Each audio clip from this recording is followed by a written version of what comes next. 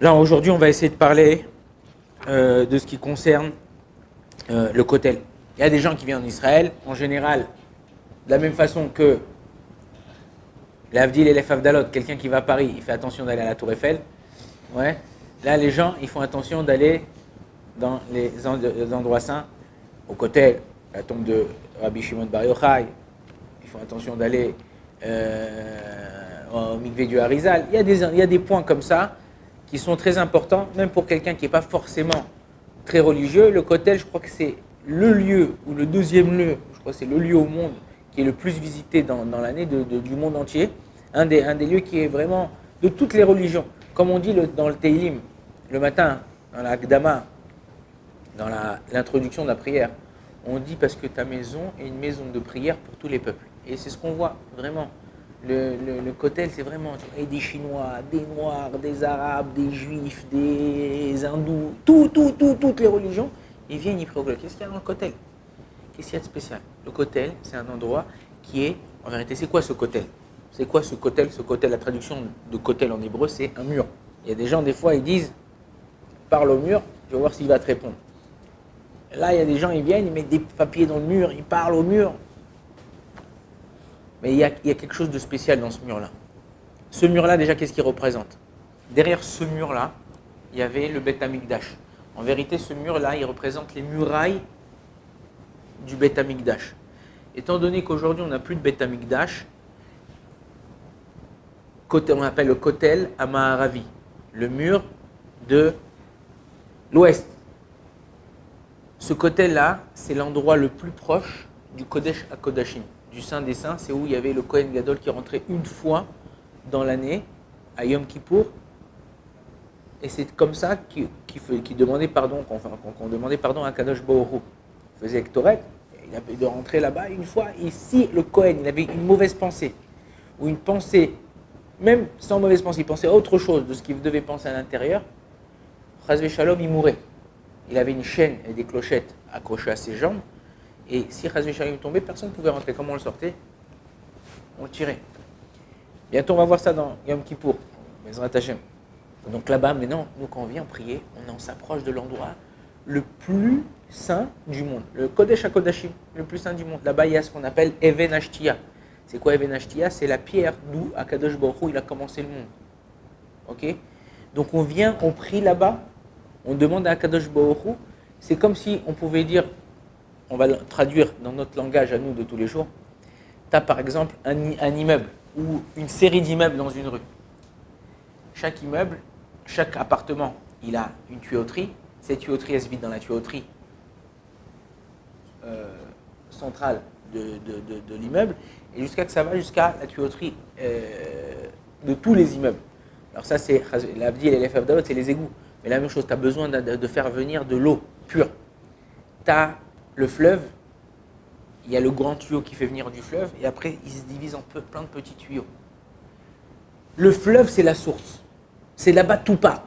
C'est la même chose. Quand vous arrivez au kotel, toutes les prières que toute personne, juif ou non juif, fait dans le monde, elles se rejoignent dans un seul endroit dans le monde, c'est le kotel. Il y a comme un conduit là-bas de prières, et ça part dans tous les sens, et ça monte vers Akadosh Baruch Hu. Donc là-bas, on arrive là-bas. Aujourd'hui, malheureusement, il est détruit. On a les sous-sols, le tunnel du kotel, et vous descendez, vous arrivez dans l'endroit encore plus proche du Kodesh HaKodashim. Il y a un issour, ça il faut savoir pour les gens, il y a un issour d'aller dans l'esplanade du kotel. L'esplanade derrière où est la mosquée, c'est un issour pour les juifs d'aller là-bas, étant donné qu'on ne sait pas exactement, le Rambam y apporte, d'autres grands Rishonim, et d'autres grands Acharonim, d'autres grands décisionnaires de notre génération, on n'a pas le droit de mettre les pieds là-bas. Celui qui va les pieds là-bas, qui met les pieds là-bas, Chaz Shalom, c'est Chayav Mita, Karet. Retranchement, c'est très très grave. Comme on ne sait pas où il est exactement le Kodesh HaKodashim, il y en a qui disent en dessous la mosquée là-bas, il y en a qui disent non, c'est en dehors, il y en a qui... Donc on n'a pas le droit de mettre les pieds là-bas, et c'est interdit. Il y a des gens qui vont aller monter derrière. Vous savez, quand vous arrivez au kotel, vous avez comme un pont qui puisse arriver là-bas. Vous rentrez par derrière directement chez les cousins. Donc il faut faire attention comment de ne pas rentrer de cet endroit. Tu veux rentrer le maximum derrière le kotel, et là-bas tu viens pour prier. Il y a des halachot. On est dans la halachot, à la fin des halachot de Tisha B'Av, dans le Siman Tekes Taf Kuf Samer Aleph, il y a des halakhot qui concernent directement le kotel. Comment on doit se comporter là-bas. Ok, le kotel, dans une synagogue, tu n'as pas le droit de mettre un pied sur un pied. Des fois, tu vois des mecs comme ça, un pied sur un pied. Ouais, alors qu'est-ce que tu as fait cet été, mon frère? C'était super. Ouais, non, tu n'as pas le droit. Tu es dans une synagogue, tu n'as pas le droit de mettre un pied sur un pied. Ce n'est pas un derrière kavod. Ce n'est pas une façon honorable de se tenir devant un Kadosh Baruch Hu. Tu ne peux pas fumer au kotel. D'accord? Tu ne peux pas, je ne sais pas moi, faire des choses que tu ne ferais pas dans un lieu saint. Là, c'est encore plus, puis c'est le kotel. On ne peut pas manger dans le kotel.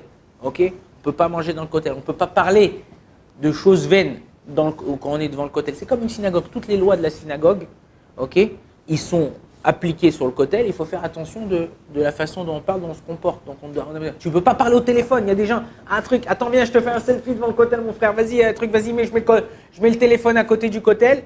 Vas-y, dis ce que tu veux à Kadosh Baruch Hu. Prends son nom, prie pour lui, demande-lui. T'es pas là, on n'est pas à Walt Disney, ok? Il y a une façon de se comporter, une façon de parler, une façon de faire, une façon de se comporter. C'est un lieu saint, c'est un lieu kadosh, ok? Il y a dans certaines synagogues en Israël, je crois qu'ils ont traduit ça aussi en France, dans certaines synagogues. Il dit si tu vas à la synagogue pour parler, ou tu vas aller pour prier, ok? C'est vrai, si on va pour parler, pour se rendre. Il y a une cour dans la synagogue, il y a un truc, sors là-bas, dors pendant 5 minutes, 10 minutes, un quart d'heure, ça te fait du bien, machin, ça te détend. Rentre après, prie pour Akadosh Baruch Hu. Une petite anecdote du Rav Pinkus. Rav Pinkus, c'était un Rav de notre génération qui est mort d'un accident de voiture et qui se promenait dans tout Israël pour faire des sichot moussar, pour enseigner la Torah. Un jour, il est arrivé dans un endroit, il se rappelle qu'il n'avait pas prié Mincha. Il rentre dans la synagogue, il fait Mincha. Et Mamash, il fait la mida en 3-4 minutes. Et il y a un type, le Chazan, il n'avait pas encore terminé la tfila. Et un dans la synagogue, il fait nous, alors. Et voilà. C'est bon, laisse-le terminer sa mida, il va commencer. Nous. Il fait la prière et à chaque 3, 5, 10 minutes, il le presse. Il ne dit rien à Rav Pinkus, il dit qu'il est pressé, sa femme attend la voiture, les enfants ils ont chaud, ils sont trucs. Il termine la prière, Rav Pinkus il termine sa prière, il sort, il voit le même personnage qui pressait le Chazan, il voit dehors en train de discuter avec un pote. Alors vas-y cet été, machin, qu'est-ce que tu fais, vous allez où maintenant? Il ne comprend pas, il dit c'est pas possible, il y a 5 minutes il était pressé, tout ça, je le vois, il est en train de discuter, il tape la discute et tout. Le Rav Pinkus s'est dit je suis obligé de lui dire quelque chose. Il va, il attend. L'autre, il continue à parler et tout, il prend son temps et tout. Ouais. Il dit, je peux vous poser une question? Et oui, bien sûr, avec plaisir. Et il dit, regarde, si tu viens me dire bonjour, tu viens me dire bonjour, t'es mon pote, t'es un ami, tu viens me dire bonjour, et je te dis, ouais, monsieur David, je suis désolé, mais j'ai pas le temps. La vérité, je suis très pressé, on se reparle demain. Et je me retourne et je commence à parler avec Mickaël. Ouais, comment, alors qu'est-ce que tu fais? Qu'est-ce qu'il va te dire lui? Mais c'est vraiment un pourri ce mec. Il me dit, j'ai pas le temps, il parle 10 minutes avec le mec. Il lui dit, ouais, il lui dit, donc je suis un pourri. Il dit, la vérité, si vous faites ça, ouais. Il dit, mais regarde, toi tu fais pas ça avec un homme, tu fais ça avec un Kadosh Baruch Hu. Tu dis à la personne de se presser de prier, et toi quand tu sors, tu as le temps. Pourquoi tu es pressé de prier?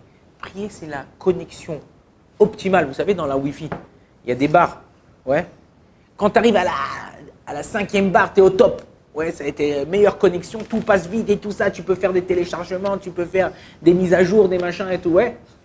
Là, quand tu es à la tfila dans la mida, tu es à la 5e barre. Tu es au top. Tout passe. Tac, tac, tac, tac, tac. Quand tu es au kotel, encore plus. Tu es là, tu es en connexion directe avec Akadosh Baruch Hu. Comment tu peux avoir le temps de perdre ton temps à d'autres choses? On rentre dans la halakha. Quelqu'un qui voit le kotel à Maharavi, ou qui voit la Veivi, qui rentre dans la Veivi, en général, on arrive en voiture. Il faut savoir qu'il y a une bracha à faire. Quand tu t'approches aussi du kotel, quand on arrive dans le kotel, on prend la chemise, on la déchire. C'est pas un tralala, c'est pas un fun, c'est pas parce que tu viens en vacances, c'est parce que on est vraiment mitzahar, on est vraiment désolé, on a vraiment de la peine de voir le Kodesh, la maison d'Akadosh Baruch Hu détruite.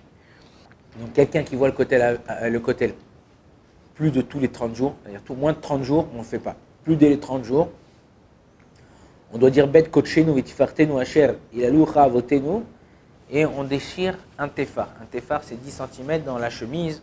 Alors, tu as le droit de changer de chemise avant d'aller au kotel, ou d'avoir une chemise que tu as déjà déchirée, de la remettre pour pouvoir la déchirer.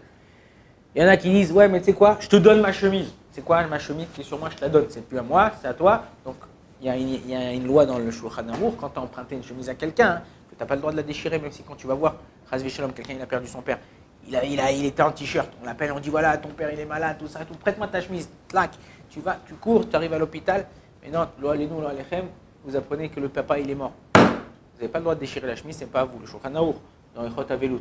Ah là tu vas dire non, je te prête, non, ça marche pas. Ça marche pas, on ne peut pas prêter, c'est-à-dire dans le vrai cas où vraiment il t'a donné sa chemise, oui. Mais si tu dis je te donne ma chemise pour que maintenant je la mette et que c'est pas à moi et que machin. Donc on doit mettre ceux qui habitent dans Jérusalem même, okay, ils n'ont pas besoin de déchirer. Jérusalem, je ne parle pas de la nouveau Jérusalem. Ramoth, Beit Vagad, tout ça, on ne parle pas de ça. Je te parle de ceux qui habitent vraiment proches des murailles. Ceux-là, ils ne doivent pas déchirer puisqu'ils voient tous les jours. Même une femme, elle doit déchirer. Même une femme a le devoir de déchirer, de dire.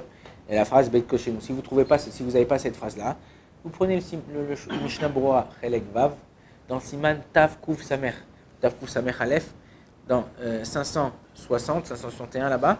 Il y a écrit le Shulchan Aruch, il apporte la phrase que je viens de vous dire. Un enfant, il ne déchire pas. Et en général, un enfant qui perd un parent, il n'a pas de dîne de Havelut comme un grand, mais on lui déchire quand même pour réveiller la peine autour des personnes qui sont là, qui sont venues. Il y en a qui sont marmérim de voir, ils disent que c'est d'Afka quand tu vois le parterre du Beth Amikdash, ça veut dire que tu vois le parterre du kotel, le truc. Mais en général, dès que tu vois le kotel de loin, tu vois les trucs, les murailles, tout ça, tu peux venir, ou en général, les gens ils attendent d'être devant le kotel, ils prennent un petit couteau avec eux et ils déchirent en général du côté droit. Okay, ils ne déchirent pas du côté gauche. Du côté gauche, on déchire pour le père et la mère. Okay, du côté du gauche, c'est le cœur en général, que du côté du père et la mère. Une autre chose, comme on a dit qu'il faut faire attention à la gdoucha du kotel, on ne vient pas au kotel pour faire un tioul. On vient avec notre casquette là, l'appareil photo autour du cou, les machins, tu joues les touristes, machin, tout ça. Non, si tu viens en kotel, c'est pour prier. Après, tu veux sortir de kotel, faire un tour dans la vieille ville, un tour machin, ça, fais ce que tu veux. Mais quand tu es au kotel, c'est tfila. On n'a pas le droit, hein. Dans le kotel, il y a des gens, ils veulent des souvenirs. Okay, quand vous allez, je sais pas moi, à la mer morte, vous prenez un peu de sable, un peu de sel, des morceaux de sel, vous prenez de la boue, vous prenez des trucs. Quand tu vas à Elat, tu prends des coquillages ou tu prends des petits poissons de couleur, tu les mets trucs, machin. Chacun où il va, il aime bien apporter un petit souvenir. Quand tu vas au kotel, tu n'as pas le droit, c'est un issour Torah, d'essayer de couper un morceau de pierre, de casser un morceau de pierre pour avoir un petit morceau de pierre de kotel dans ta poche. Ok? Si chacun y faisait, aujourd'hui il n'y aura plus de kotel. Okay, par contre, il y a dans le kotel des fois des fleurs, des arbustes, des trucs. Là, tu as le droit de prendre ça, de prendre une petite feuille. Ce n'est pas une interdiction. Baruch Adonai l'olam, amen, amen.